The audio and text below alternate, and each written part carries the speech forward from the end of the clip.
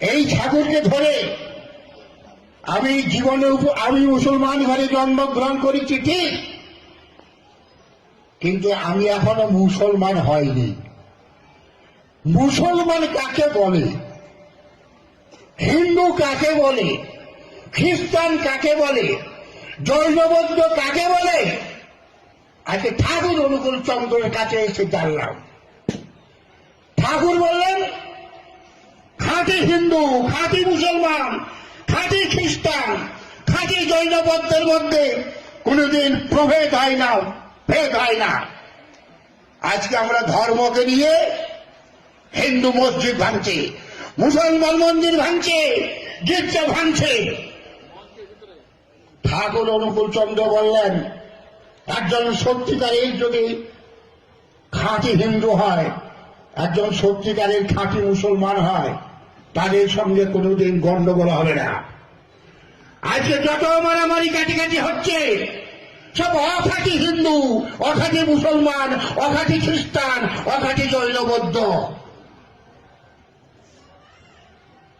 তাই আজকে এই যুগে যুগে যখনই কোন মহাপুরুষ আসেন, যেখানেই আসেন, এই মানুষকে ভালো করার জন্যই তার এই আগমন।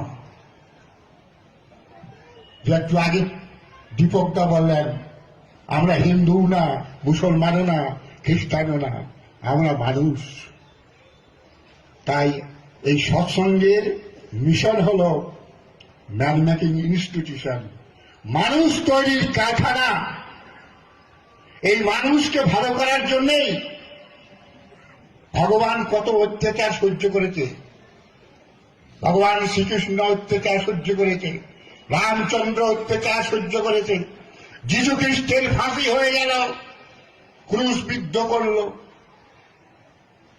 হযরত মুহাম্মদের দাঁত ভেঙে দিল ঢিল মেরে, চৈতন্যদেবকে চাবুক মারা হয়েছিল। ঠাকুর রামকৃষ্ণকে বলছে একটা পাগল। ঠাকুর রামকৃষ্ণ বলছেন হ্যাঁ আমি একটা পাগল, তবে দুনিয়ায় আমি দেখছি সবাই পাগল। কেউ গাড়ির পাগল, কেউ টাকার পাগল, কেউ মেয়ে ছেলের পাগল, কেউ মানজসের পাগল, আমি না হয় ভগবানের পাগল। তাই এই পাগল হওয়া ভালো, ভগবানের পাগল হওয়া। তাই আমি বলছি যে যে মানুষ যাকেই ভজনা করুক, যে দেব দেবীকেই ভজনা করুক, সে হিন্দু হোক, মুসলমান হোক, জৈন হোক, খ্রিস্টান হোক, ঠাকুর অনুকূল চন্দ্রকে গ্রহণ করলে তারা আরো তাদের সেই আরাধ্য দেবতাকে আরো সুন্দরভাবে পূজা করতে পারবে, জানতে পারবে।